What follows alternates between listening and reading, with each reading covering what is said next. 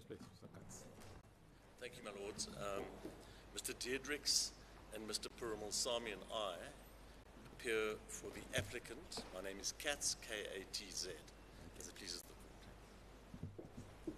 May it please the court, Chief Justice and other justices of the Supreme Court, I appear for the LPM together with Advocate Premit, Mr. Lubindao, Ms. Shuweda, and Ms. Paulus.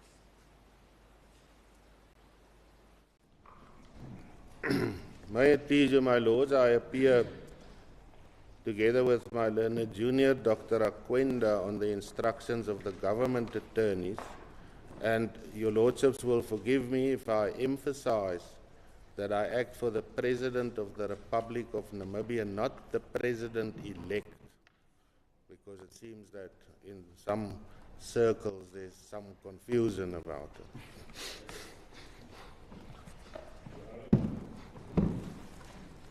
May it please your lordships, I, together with Mr. Nekwaya and Ms. Shivotoka, appear on behalf of the Electoral Commission and the Chief Electoral Officer on the instructions of Andreas Hamuniela, legal practitioners. As the court pleases your lordship, I appear on behalf of the Swapo party and the president-elect, the 7th and 8th respondents, together with my colleagues, Mr. Chibwana and Karel Gaib. As the court pleases. On the instructions of Cesar Namajan Company. Thank you. Thank you. Thank you, Justices. Justice, I'd like to address the court in 4 chapters. The first chapter deals with some introductory issues. The second chapter will deal with why it is that we suggest and submit that the extension by the President in Proclamation 34 was unlawful, together with the notion that even if it was lawful, what happened subsequently was unlawful by virtue of the implementation regime imposed upon the Namibian voters by the Commission. The third chapter will deal with what I'm going to loosely call the 115 issue. Section 115 of the Electoral Act deals with certain aspects. And the fourth chapter deals with remedy, which really is a part and parcel of the third chapter. So with that in mind, I'd like to start with the first chapter. And we accept as a matter of principle that Plascon-Evans applies. So where the respondents, the opposing respondents, make certain factual averments, the court will accept those factual averments subject to the usual caveat, which is unless it is that untenable that it must be rejected on its face. So to that issue, I turn to the President's affidavit. And may I ask that the court turn to the President's affidavit, which is found in Volume 2, and I'd like to emphasize 2 aspects of the President's affidavit in this part of the introduction. The President's affidavit starts on page 512, and I'd want to emphasize 2 aspects. The first is on page 516 and 517, where the President says the following in paragraph 13.1. He says, when I was informed, and I'm reading now, when I was informed that at certain identified polling stations, and we would emphasize what he next says, an unknown number of registered voters may have been deprived of their right to vote, I had one duty. Then he says he has 2 options. Well, we submit he had more than 2 options, but we'll come to that when it comes to remedy. But in the next subparagraph, 13.2, he says in the second sentence, had I not accepted the recommendation, that's from the Commission, it would have been, and this is the important aspect, it would have been very difficult to determine just how many voters were deprived of the right to vote at the identified polling stations. I'll read a bit further in the paragraphs. In other words, the election may well have been set aside if I refused to act on the recommendations, and a challenge against such refusal would have been successful. The simple proposition that we make there is that what happened on the 27th of November 2024 must be regarded as constitutionally problematic on the President's version. So to the extent that there is a suggestion, which only comes from our learned friends immediately to my left, that what happened on the 27th could be preserved, we submit that's not open to the court, bearing in mind that on the 27th there were an unknown number of registered voters who were effectively disenfranchised, and their right to vote under Article 17 of the Constitution was compromised. So we submit the 27th was invalid as a matter of course. There are other aspects to that, such as there's no suggestion from the President, the Commission, or Swapo that there should be a preservation of the 27th. And were there to be such a suggestion, we would submit that were the court to uphold that suggestion, would have effectively mean that the court would be substituting a remedy. In other words, the court would be saying the 27th was valid and the consequences that flow from the Electoral Act must be given effect to, such as the counting, such as the announcement. And we would submit it's only in rare circumstances that a court would substitute, and we would submit that's not available as a remedy. Then I want to turn to another aspect of the President's case, where he says in terms, and it's rather unfortunate, but what he says is that my client, our client, has blown hot and cold on the question of the extension. And he refers to a particular letter, and this one we'll find in a series of paragraphs starting on page 526 and 527, where he says, I think it's capital I, applicant's complaint made on the 27th of November. He says, there's a quote from a letter written by my client, or my attorney on behalf of my client. And then in paragraph 41 on page 527, the President says, it is apparent that in the mentioned letter, that's from Conradi Inc., on behalf of the client, on 27 November 2024, the applicant and the IPC demanded an extension of the voting period because there were no ballot papers at certain polling stations.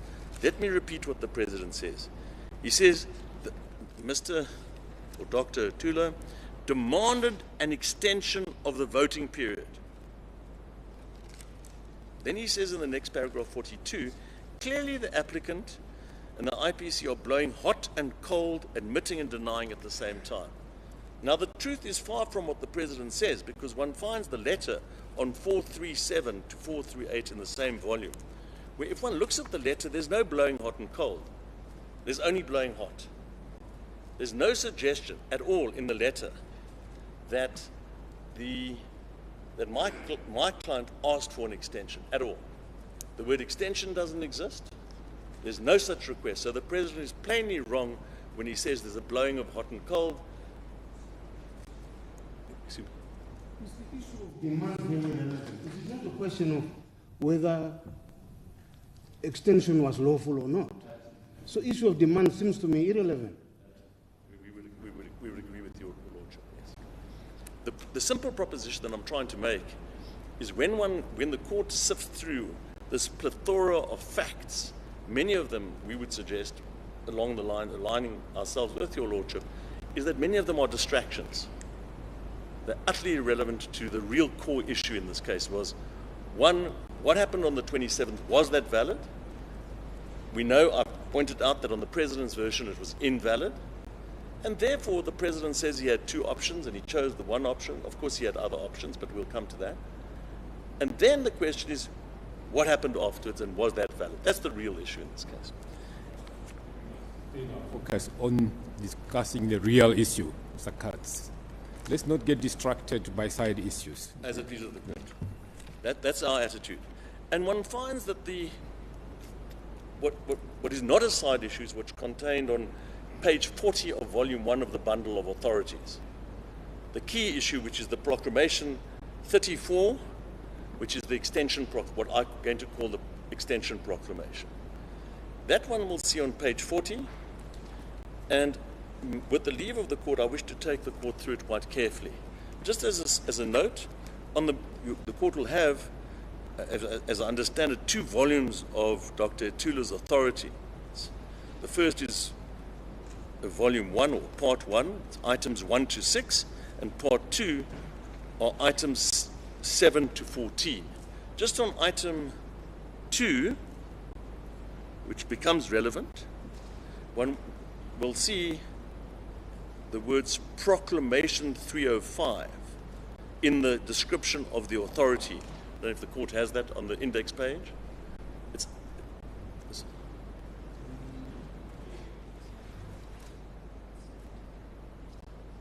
the bundle of authorities. Yes, page 40 of my bundle of authorities includes Proclamation 34.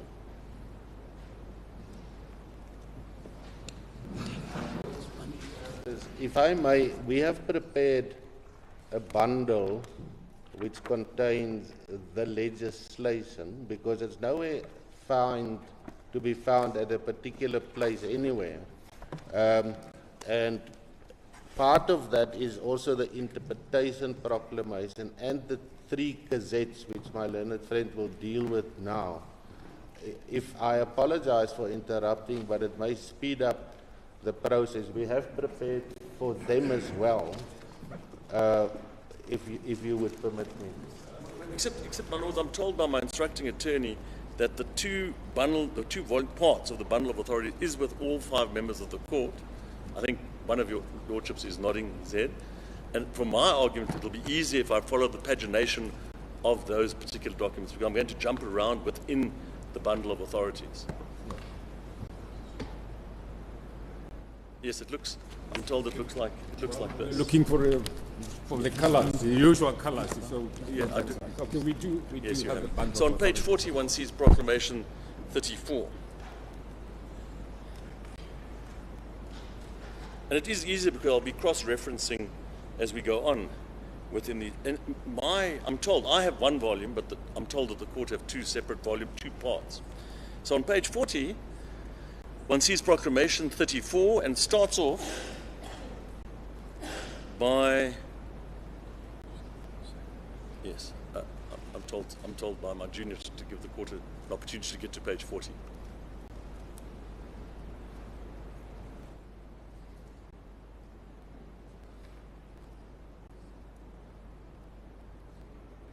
Itula's authorities. Yes, that's correct. Yes.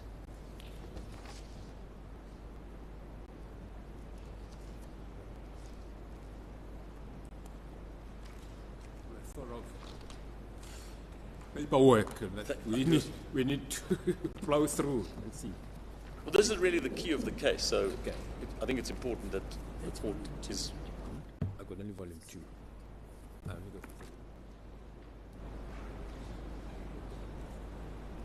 I think we should accept Mr. Hiscott's offer just to be on as a backup. I've got no problem with the offer, it's just that when I refer... So I'll give you an example of my concern. Yes. When I start, the very first thing that I'm going to say in respect of this proclamation is reference to another part of the part, another part of the bundle of authorities, and I won't have reference to it. There won't be a cross-referencing, but I'm in the hands of the court. Very well. Well, we're going to receive them nevertheless. Thank you, my lord. So if I can explain, and we will also give copies to our learned friends.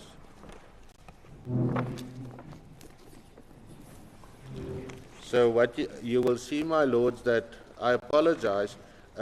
It's been numbered on the right-hand top, and it starts with the Electoral Act. That is the 1992 Act, just a few extracts.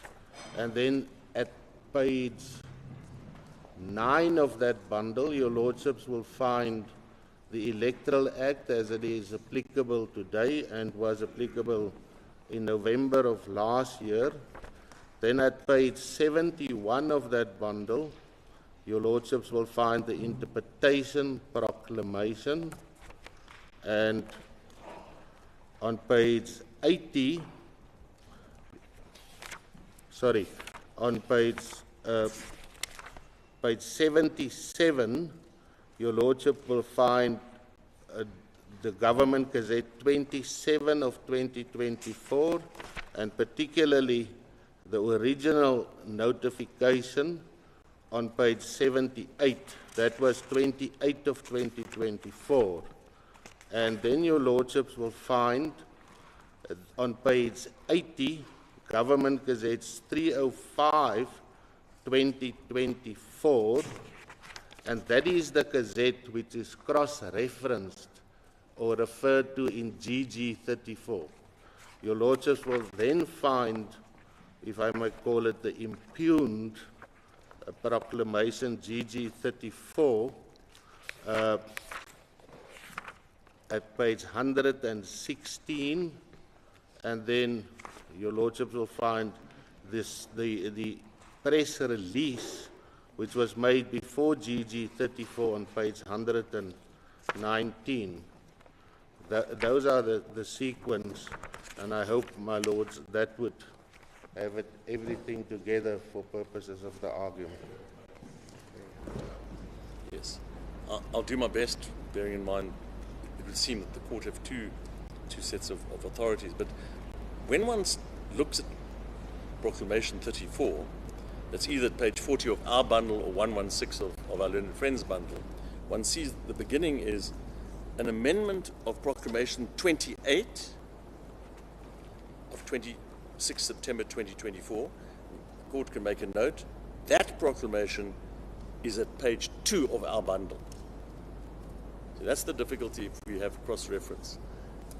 Then it goes on to say notification of determining poll date for presidential and National Assembly elections.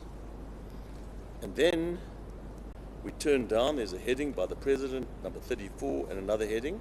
And then it says, importantly, under the powers vested in me by Section 64(1)(b) of the Electoral Act. Now, Section 64(1)(b) we will find on page 94 of my bundle.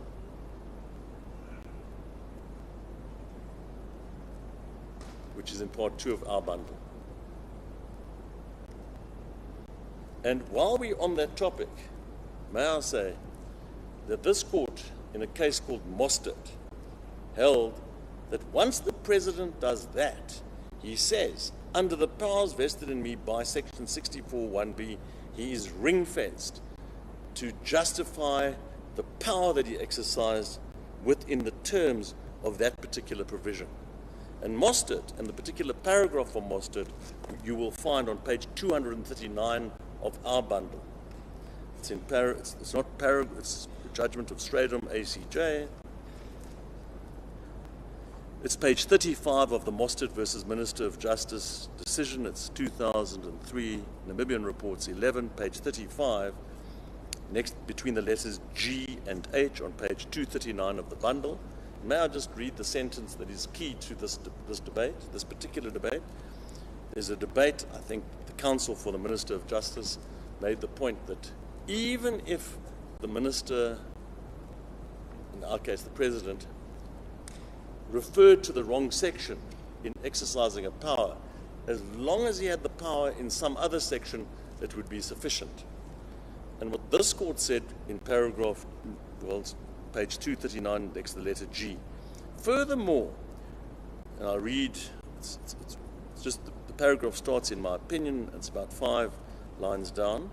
They discuss the old South African case that Latib relied upon in that case by the minister. Furthermore, and I read this is the key sentence, furthermore, which is clear that a specific election was made to rely on a particular provision, which is later found to be inapplicable or incorrect, it is not open to the functionary to rely on some other power. So once the President, in Proclamation 34, tells the world that he's relying on Section 64(1)(b, that's it. And if he turns out to be incorrect, mistaken, he had some other power, but his proclamation is bad. As a matter of principle, that's what this court found in Mostert, page 239. And when one turns to the text of 64(1)(b, which, as I've said already, is on page 94 of our bundle, one sees that it would be very difficult, we suggest, for a power to amend an original proclamation to be found anywhere in the text of 64(1)(b. And that's our submission. We add to the submission that when it comes to a challenge to that section as not giving the power to the President to amend the original proclamation, in his answering affidavit and his heads of argument, he relies on three other provisions. He relies on Article 32 of the Constitution, he relies on Section 9 of the Interpretations Law, and he relies on an implied power. He doesn't say it's implied, where it's implied, what section it's implied under. It's a generalized implied power. And we know that implied powers may only be exercised when it's necessary for the purposes of the exercise of the express power that is granted. So there must be an express power. What is the express power here? It doesn't exist. Well, he doesn't tell us. The President doesn't tell us in his affidavit or in his heads what is the express power that he says is relying on implied power to give effect to. Turn to the text of Article 9, which he usefully quotes in his affidavit. It doesn't say anything we would submit to suggest that he has a power to extend. Similarly with Article 32 of the Constitution. So the first line of the proclamation we would submit indicates that the entire proclamation must fall for that reason alone. The second aspect is that this was issued on the 28th of November, 2024, when the election had either been, well, the poll had either closed at 9 o'clock on the previous night, or there's some argument, if I understand the President correctly, that there was a guillotine at midnight on the previous night. But because it was on the same day, somehow it was within the time period for which he could have done it. We submit that that doesn't flow. If there is going to be an extension, let's call it that, and if it's lawful in some way or other, we submit it can't be, then it must be before the election closes. You can't extend something that's already closed. Once it's closed, it's dead. You can't revive a dead poll. Dead poll is a dead poll. If you did it before it was dead, well, maybe you can revive it, resuscitate it somehow with ER, but not once it's dead. Then I turn to the next aspect, which is if one turns to the extension itself. He says he amends Proclamation 28. I've already made the point that Proclamation 28, which we're not challenging in these proceedings, by extending the period for the election from 9 on Wednesday, so that we know that 9 on Wednesday the 27th was the cutoff. It's now past that date, until Saturday the 30th at 9, subject to 93.3. Don't need to worry about that. And here we come to an important aspect. The extension referred to in paragraph A is applicable to the polling stations set out in the schedule, which were notified in Government Notice 305. One sees Government Notice 305. That one will find on page 4 of the Bundle of Authorities. Government Notice 305, it's on page 4. And this is a government notice by the Electoral Commission of Namibia. It's made in terms of Section 89 sub 4 of the Electoral Act. Again, one will find Section 89.4 of the Electoral Act on page 109. And if one turns to it, when we turn over the page, one sees on page 5, one sees a schedule. And there are many, many polling stations in the Garas region. There are various constituencies. The first constituency, well, let's call it the third one, Karasburg East. There are 25 constituencies with various polling stations. And the court will run through those various polling stations and then turn back and see, well, I'll jump forward a second. Was the extension of the election implemented by the Commission to all of those polling stations? And we know the answer is not. The answer is it was only implemented, the extension, to 36. And the Commission says, well, the President says, if I understand it correctly, the wording in paragraph B of Proclamation 34 was a mistake. it was meant to cover the 36 stations which are found in a schedule after Proclamation 34. So if one turns to page 41 and 42, one sees the list of polling stations. It seems to us that those are the polling stations that the extension applied to. It certainly didn't apply to the schedule to the government notice, which is that referred to in paragraph B of Proclamation 34. So even if this court finds that Proclamation 34 is good, what happened thereafter is bad because the Commission didn't implement that which the proclamation demanded be implemented, demanded in a particular way. I want to just add to that. If one turns to the so-called schedule on page 41, there are numerous, well, I'm just going to give the court two difficulties. The first is, if one looks at these polling stations, one sees various times for them being opened. So in constituents in the Kunene region, this is on page 41, Ipupa, I think that's how you pronounce it, there's 7 polling stations, and if one looks at the sixth one, it's called Ossia. One sees that.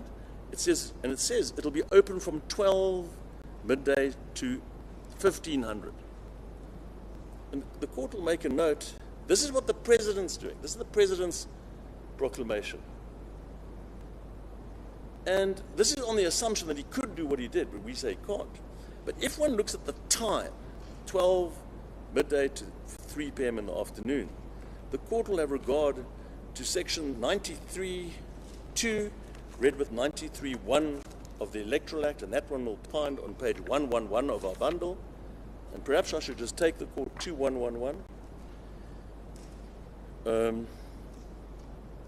So on 111, it says very clearly, stark terms, section 93, 93(2) says, the Commission, emphasize Commission, not the President, it's the Commission that's got the power vis-a-vis times. It says the Commission may, after by notice published in the Gazette, at any time and when, before the commencement of the poll, amend, alter, the word is alter, the polling hours referred to in subsection 1A in relation to any polling station in Namibia in respect of any polling day of an election. So, the Commission may alter, by notice, before the commencement of a poll, the polling hours referred to in 1A. And if one turns to 1A, what does it say? It says the polling stations in Namibia commences at 7 and closes at 9 on any polling day.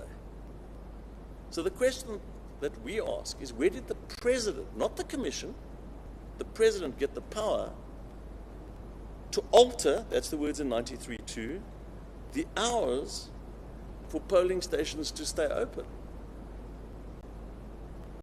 He didn't. He didn't have that power. It was the Commission that had that power, one.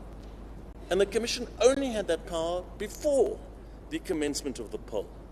But yet the President does this a day, not while the election, not before the commencement, not while the poll is going, but a day after the poll. Clearly unlawful. And here's another point in the same vein. If one turns back to page 41, one of the polling stations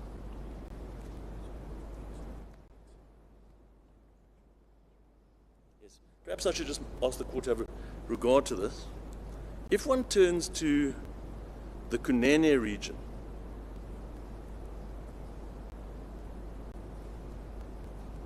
on page 41, from the second polling station down to, it doesn't really matter where, it could be the 10th or 11th, 12th, they don't feature in the schedule to the government notice 305. So the President has chosen polling stations for which there should be an extension which weren't. So he's made up polling stations. If we're wrong on this, our learned friends will correct us, because we cannot find in the government notice that the Commission issued which set up the polling stations, any of the polling stations that the president now refers to. So he's got the time wrong. He had no power to alter the time from 7 in the morning to 9 at night. And he makes up polling stations. Well, I don't say makes up. He makes up polling stations for purposes of the extension which weren't in the original government notice, which is exclusively a power that is granted to the Commission. So we submit as a basket. The court would be slow to not find that what Proclamation 34 did was valid. Let me get that right. The court should, in our view, and we submit, find that 1, Proclamation 34 is invalid for all the reasons that we say, and 2, in any event, even if it is valid, the Commission didn't comply with the strict demands of that which is contained in paragraph B of 34. And what we would submit, that's the end of Proclamation 34. That being so, we turn to the 3rd chapter. And the 3rd chapter deals with what is to be done. We know that the 27th was bad. To that chapter. Could you go to page 355 of your bundle? 355.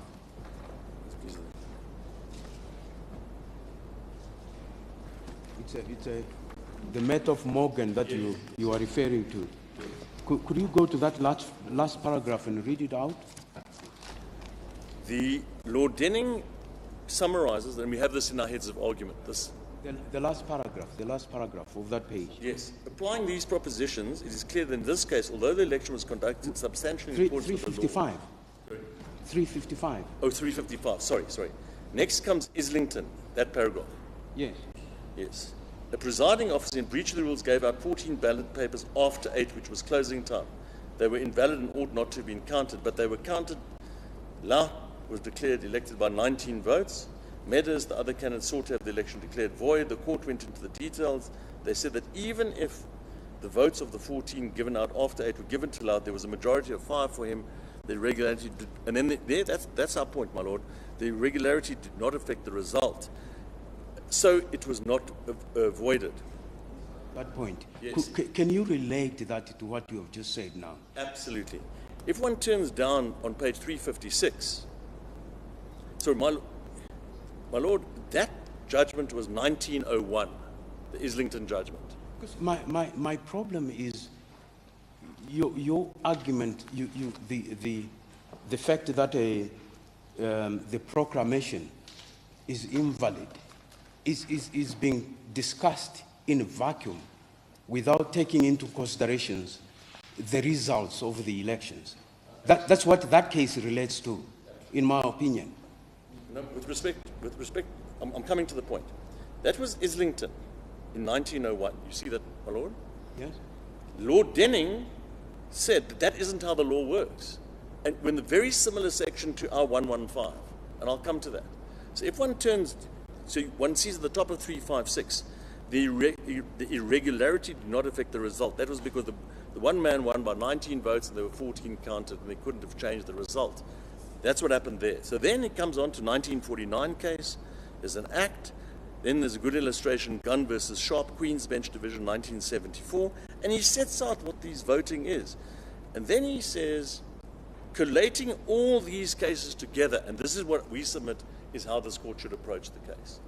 The collating all the cases, including Islington, this is what he says. If the election was conducted so badly that it was not substantially in accordance with the law as to elections, the election is vitiated, and the important words, my lord, with respect, irrespective of whether the result was affected or not. Irrespective of whether the result was affected or not. That it shows by the Hackney case, 2OM and H, 77, where 2 out of the 19 polling stations were closed all day and 5,000 were unable to vote. Nothing in your argument that says these elections were conducted so bad. There's nothing in your argument. with respect, my Lord, if one takes the common cause facts, one doesn't know how many people were disenfranchised on the 27th, but it could be anything up to 250,000, 300,000 people were disenfranchised. Then, that's not our case, that's what the President and the Commission say. Then, in order to correct this the law, Mr. Carr, says those voters should have come forward themselves. It's unknown. They should have come forward themselves. Your client sent out word out there. If there's anybody who was not given the opportunity to vote, come out. So far on the documents before court, there's none. There's not even a single one. All I can refer to is what the President says. It's Plascon evidence. The President says it's an unknown number of people who are disenfranchised. And that's why he says, not what we say, not what the LPM says, he says in good faith extended. That's what he says. But now it turns out the extension was invalid. That's the end of the case, from that perspective. But let me just read on. So collating all these cases together, including the case that your Lordship refers to, the Islington case, bottom of 355 and to 356. The first proposition that Lord Denning touches upon is, not substantially in accordance with the law, the election is vitiated irrespective of whether the result was effective or not. And then he refers to the Hackney case, which I've already referred to. The second point that he says, if the election was so conducted that it was substantially in accordance with the law as to election, it is not vitiated by a breach of the rules or mistake at the provided it did not affect the result. And that's your Lordship's point. So if you have a non-material breach, let's call it that, like this court's case in the previous Itula decision, where there was a breach, the court found that there was a breach, but it wasn't material in the sense that it went to the heart of electioneering, then it only is set aside if it can be shown that it affected the results of the election. We're not in that world. We're in a world where a substantial number of people unknown to the President were disenfranchised. It's a very different world. And then 3, but even though the election was conducted substantially in accordance with the law as to elections, nevertheless, if there was a breach or mistake and it did affect the result, then the election is vitiated. And that is shown by Gunn versus Shaw, with a mistake not stamping 102 ballots did affect the result. So we in the world, with respect, of paragraph 1 of the collation of those cases. Bang in there. If that's where we are. We're not getting away from it. There's 3 propositions. Islington is one of them. They take all the cases from 1901, 1949, and following, and this is the decision. And when your Lordships consider the wording of 115, we will submit that the 115 wording gives effect to that which is contained in these 3 paragraphs. That's our submission. Unknown number of people who might have been disenfranchised. How did that information come to the attention of the President? From the Commission. The Commission advised him.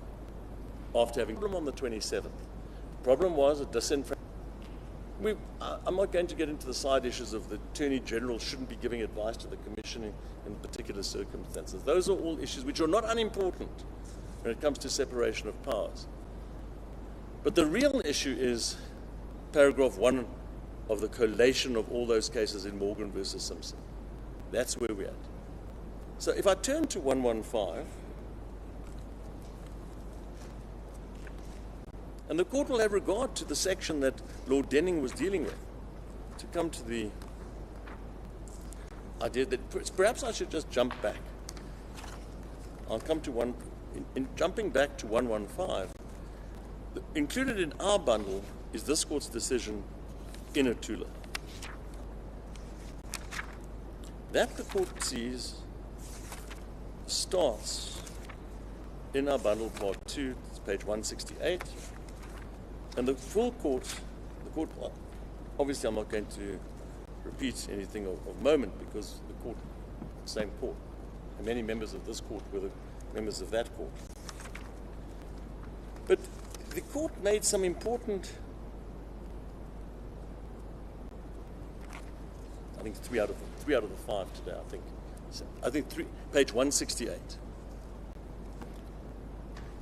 I do want to refer, and the court doesn't need to reinvent the wheel, this court's already done it. On page 172, in paragraphs 2 and 3, the court deals with